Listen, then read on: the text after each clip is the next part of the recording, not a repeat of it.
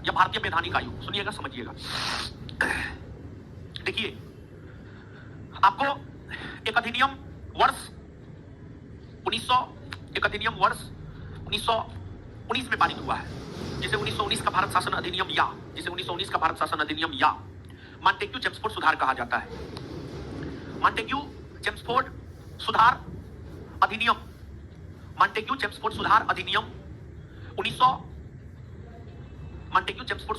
1919 में यह प्रावधान किया गया था कि यह अधिनियम भारत में काम कर रही है या नहीं कर रही है, इसको लेकर 10 वर्षों के बाद जांच हेतु एक कमेटी का गठन किया जाएगा। 1919 के भारत शासन अधिनियम भारत में काम कर रहे हैं या नहीं कर रहे हैं, इसी की जांच को लेकर 10 वर्ष से पहले ही सर जॉन साइमन की अध्यक्षता में जो आयोग गठित हुआ है उसे ही साइमन कमीशन आयोग कहते हैं। साइमन कमीशन आयोग का गठन लंदन में हुआ है।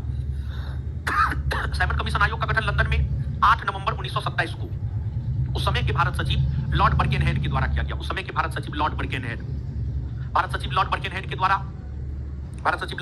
के द्वारा वर्ष 1927 में साइमन कमीशन आयोग का गठन किया गया।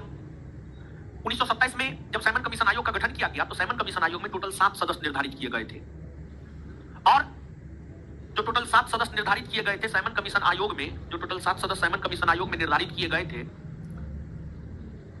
उन 7 सदस्यों में से 7 के 7 अंग्रेज थे, जिस वजह से साइमन कमीशन आयोग को व्हाइट कमीशन भी नाम दिया गया, क्योंकि 7 के 7 अंग्रेज थे, सभी अंग्रेज थे। इसी वजह से साइमन कमीशन आयोग को व्हाइट कमीशन आयोग नाम दिया गया।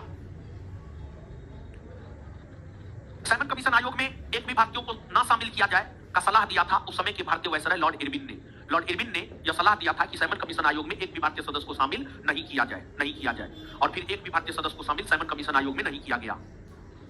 कांग्रेस को पता चला साइमन कमीशन आयोग का गठन हो चुका है, एक भी भारतीय सदस्य नहीं है, तो कांग्रेस का वार्षिक अधिवेशन 1927 में आयोजित हुआ मद्रास में, जिसकी अध्यक्षता एम ए अंसारी ने किया। कांग्रेस के 1927 के मद्रास अधिवेशन जिसकी अध्यक्षता एम ए अंसारी ने किया, उसमें कांग्रेस ने यह लक्ष्य बनाया कि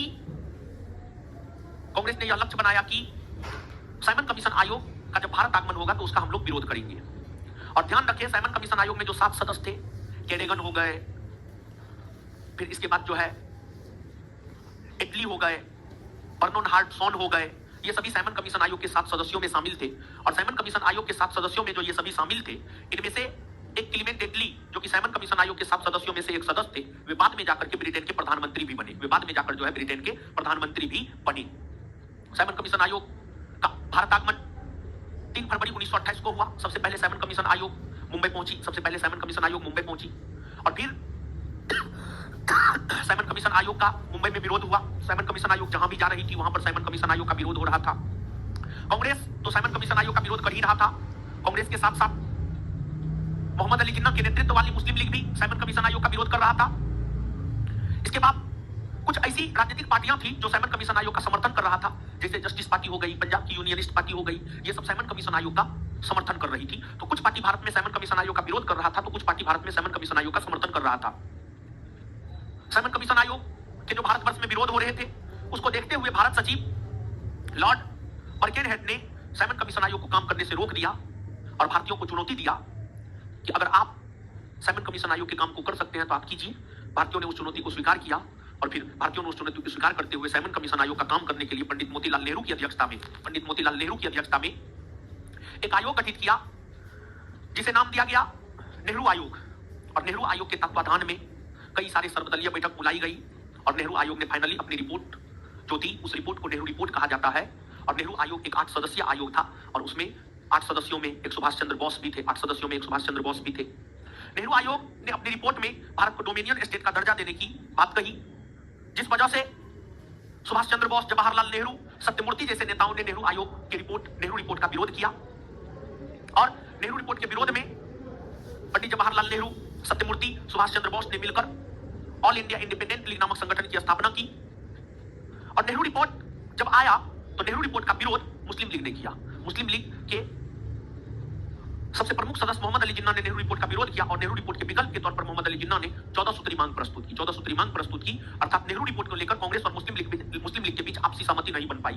जब नेहरू रिपोर्ट को लेकर कांग्रेस और मुस्लिम लीग के बीच आपसी सहमति नहीं बन पाई, तत्पश्चात फिर से साइमन कमीशन आयोग को काम करने का अधिकार दिया गया, और फिर से साइमन कमीशन आयोग ने काम करना शुरू किया और फिर साइमन कमीशन आयोग अपना फाइनल रिपोर्ट वर्ष 1930 में दिया और साइमन कमीशन आयोग की रिपोर्ट पर ही 3 मूलभूत सम्मेलन आयोजित हुए और उसी के आधार पर भारत शासन अधिनियम 1935 पारित हुआ।